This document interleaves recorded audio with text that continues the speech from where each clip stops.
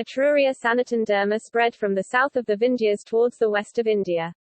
When Satyavata Manu, ancestor of Lord Rama, left for Ayodhya, in the north of the Vindhya, from the south, his son Ikshvaku founded a kingdom, dynasty by the same name. Shiva and Ganesha left the Dravida Desa, south, and travelled through the west, the first stop being what is now known as the Arbian Peninsula, which consists of Oman, Dubai and the other Emirates, Saudi Arabia, Iraq, Jordan, Lebanon, Turkey, Greece, Italy before finally arriving in the Arctic. They had the Rig Veda composed in the Arctic and returned to India through Russia. Please read my posts on each of these places where the footprints of either Shiva, Ganesha are found. I came across some credible information worth posting. Whaich states that the Vatican was built on 1. Pagan temple, 2. Shiva temple. Story, originally posted by Believe Nothing. St. Peter's Basilica is built on a large pre-Roman and pagan cemetery which included an old temple with red walls. Very little is known about this excavation because it was done by the Catholic Church themselves.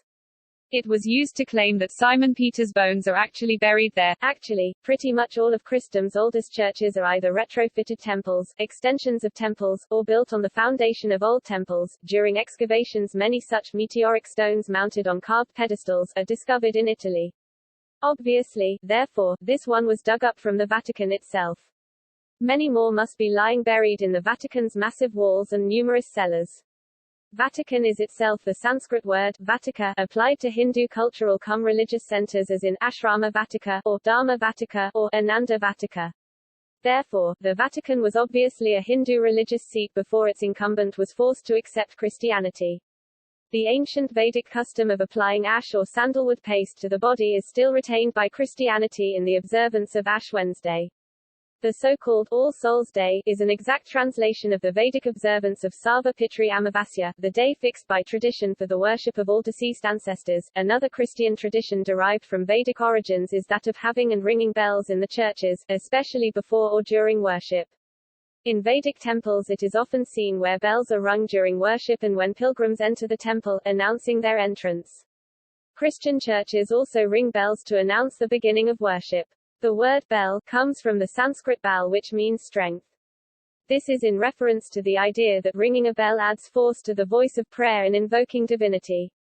When the Christians say Amen at the end of their hymns or to emphasize something, what they are saying is a corrupted form of Aum or Om, which is a standard form of Vedic meditation and name of the Supreme Being. While we are on the topic of words used in Christianity that are derived from Sanskrit, the Catholic term Madonna, another name for Mother Mary, comes from the Sanskrit Mata Na, meaning our mother. This is also derived from the great Vedic mother goddess. Thus, Mother Mary was a reference not only to the mother of Jesus alone, but a reference to the goddess, mother of all humanity. Furthermore, the European term of Madam is a soft pronunciation of the Hindu term Mata or Mataji, which also means mother. The term vestry, in referring to the room in churches in which holy clothes are kept, comes from the Sanskrit word vestra, meaning clothes. Even the word psalm, with a silent p, comes from the Sanskrit word sam or sama, which means holy and serious sacred songs, hymns or chants, as found in the Sama Veda. Other Christian links with Sanskrit words can be found in the name Bethlehem, which is the English mispronunciation of the Sanskrit Vatsaldam, which means the home town of the darling child. The Sanskrit term Nandarath is linguistically connected with Nazareth. Nandarath means Nanda's chariot, and King Nanda was the guardian at whose village he nurtured Lord Krishna, sometimes pronounced as Krisen, and later Christ in some regions.